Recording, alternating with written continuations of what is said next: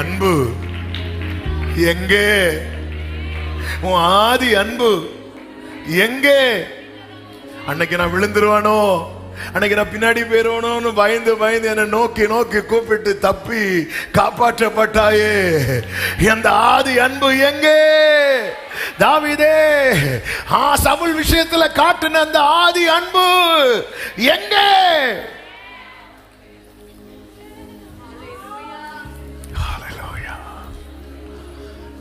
அக்னி ஸ்தம்பம்,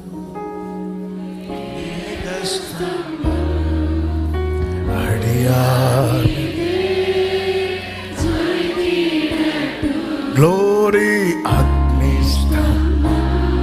ora bakara shantara bala bara bakara darala கைகளை உயர்த்தி இரவு பகல்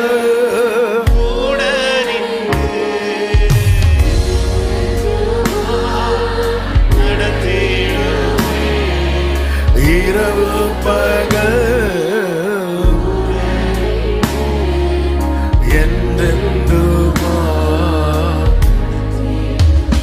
அடுத்த வேகமாய் சொல்லி நான் ஜெபிக்க விரும்புகிறேன். இரண்டாவதாக, இந்த மகிமை சேர விடாமல், எகிப்தோடு சேர விடாமல் காத்தது.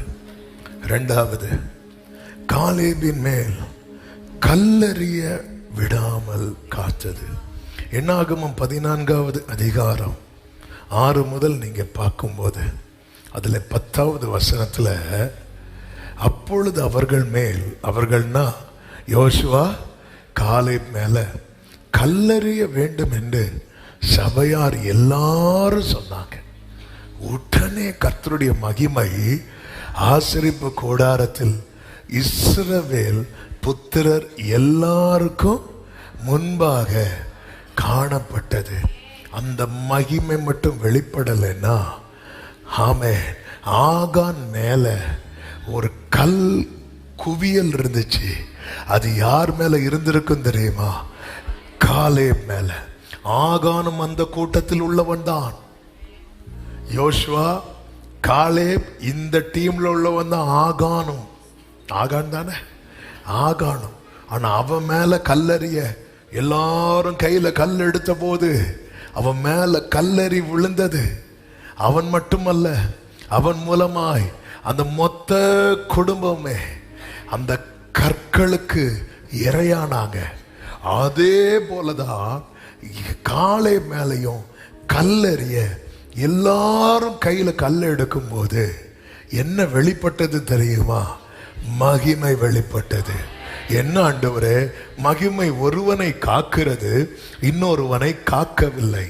மகிமை மட்டும் பாதுகாப்பா இல்லைன்னா, தாவீது சொல்லுவார் அல்லவா, மனுஷர் நமக்கு விரோதமாய் எழும்பின போது கர்த்தர் நம் பட்சத்தில் இராமல் இருந்திருந்தா, கர்த்தர் தாமே நம் பட்சத்தில் இராமல் இருந்திருந்தால் என்ன செஞ்சிருப்பாங்களா? உயிரோட. சங்கீதம் 124, கர்த்தர் தாமே நம் பட்சத்தில் இராமல் இருந்திருந்தா நம்மளை என்ன பண்ணிருப்பாங்க?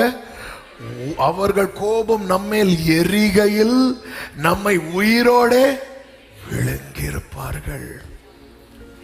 அதனாலதான் சங்கீதம் 9 தாவீது ஒரு வார்த்தை சொல்லுவார் தெரியுமா? எழுந்தருளும் கர்த்தாவே, மனுஷர் உம்மை மேற்கொள்ள. இப்ப சில நேரத்தில் பாருங்க, நம்ம லைஃப்ல மனுஷங்க தங்களுடைய ஆசைகளை அப்படியே நிறைவேற்றணும்னு நினைப்பாங்க. நம்ம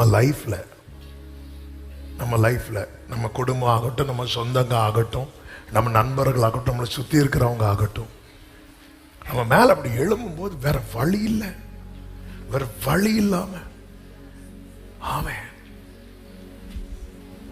ஆனா அப்படிப்பட்ட கற்கள் எல்லாம் உயரும் போது மகிமையின் ப்ரொடெக்ஷன் தேவை, மகிமையின் பாதுகாவல் ஒரு தேவ பிள்ளைக்கு தேவை.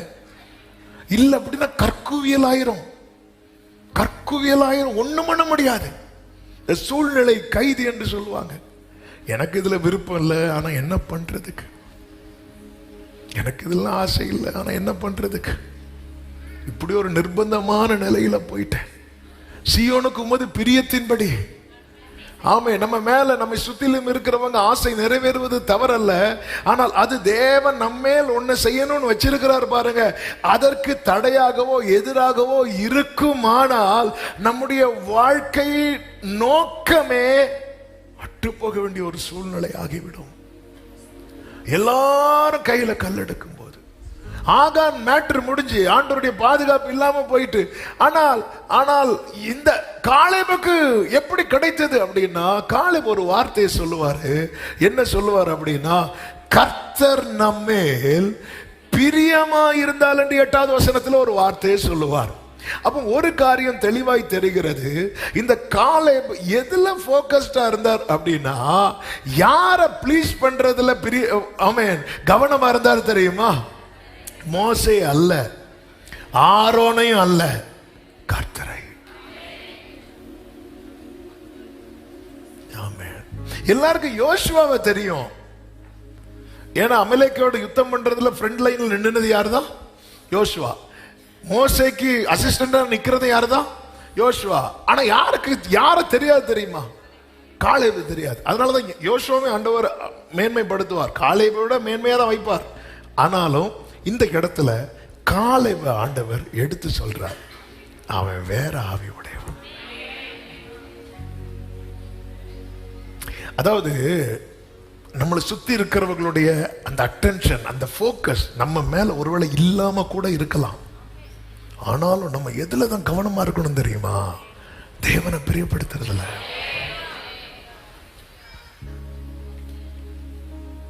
ஆமென். யோசுவா மேல மோசஸ் உடைய கவனம் இருக்கிறது. எல்லாம் யோசுவா வர்றாருனாலே அது ஒரு, ஏன்னா ஆண்டவர் மோசே கிட்ட சொல்வார், நீ உன் கனத்தில் கொஞ்சத்தை எடுத்து யாரு கொடு?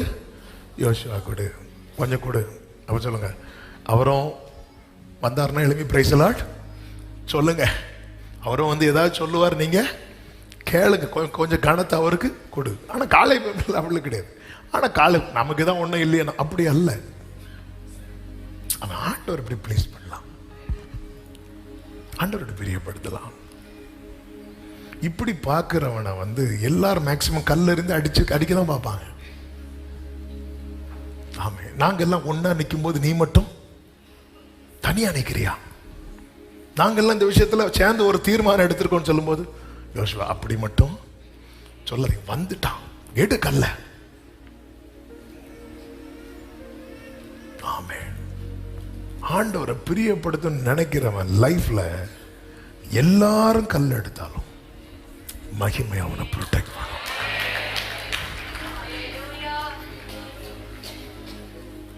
ஆனா தன்னை பிரியப்படுத்த, தன்னுடைய மாம்சத்தை இதை செய்ய, தன்னுடைய ஆசைய, தன்னுடைய விருப்பத்தை நிறைவேற்றணும்னு என்றென்றைக்கும் இஸ்ரவேல் நடுவில் குடியிருக்கிற தகுதியை பெற்ற பிறகும் ஆகான் மேல எல்லாரும் கல்லை எடுத்த போது ஆண்டவர் அப்படி ஒதுங்கிட்டார்.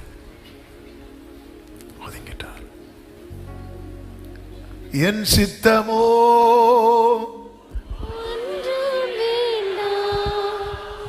என் பிரியனே,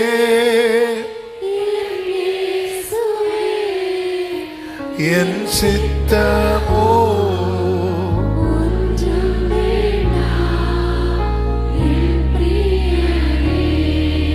அதாவது யெப்தாவின் மகளின் நிலை வந்துடக்கூடாது. யெப்தாவின் மகளின் நிலைன்னு சொன்னது என்ன சொன்னேன்? யெப்தா ஒரு பொருத்தனை பண்ணுவார். என்ன பொருத்தனை தெரியுமா? யார் ஃபர்ஸ்ட் வராங்களோ, யார் வருவா தெரியுமா? மகா வருவா. மகளுக்கு இப்ப யெப்தா நினைச்சதை இப்ப நிறைவேற்றணும். அவன் நல்ல பிள்ளை அக்செப்ட் பண்ணிட்டா. ஆனா லைஃப் இல்லை. நான் அந்த சம்பவத்துக்குள் போகவில்லை, அந்த ஒரு வார்த்தைக்காக சொல்றேன். ஏன் லைஃப் இல்லைன்னா, இவன் வாழ்க்கையில் ஆண்டவர் என்ன திட்டம் வச்சிருந்திருப்பாரோ தெரியல. ஆனா அப்பா எடுத்த ஒரு தீர்மானத்தை என்ன பண்ணிட்டார் அப்படின்னா, பிள்ளை லைஃப்ல சில சொல்லுவாங்கல்ல, நான் இன்னருக்கு வாக்கு கொடுத்துட்டேன். நான் வாக்கு கொடுத்துட்டேன். எப்பப்ப வாக்கு கொடுத்தீங்க? அது நீ 2 வயசுல இருக்கும் போதே நான் அந்த குடும்பத்துக்கு வாக்கு கொடுத்துட்டேன், பிள்ளை வளர்ந்த பிறகு உங்களை தான், உங்களுக்கு தான். இப்படிதான் எனக்கு தெரிஞ்ச ஒருத்தர் பையனை கூப்பிட்டு பேசியிருக்கிறேன். நல்ல ஃபேமிலி. நான் சின்ன வயசுல முந்தையே சொல்லிட்டேன், கல்யாண வயசு ஆகிட்டு வாகட்டு இவனு தான் கட்டி கொடுப்பேன். நான் கேட்டேன், என்ன சொன்ன அவன்? நீங்க வேணா கட்டுங்கன்னு சொல்லிட்டு போயிட்டான். சகோதரர்கள் எப்படி கை தட்டுறாங்க பாருங்க. அதாவது சில இடத்துல நம்முடைய காரியங்களை நம்ம பிள்ளைங்கிட்ட திணிக்கிறது மாதிரி வரோங்க. லைஃப்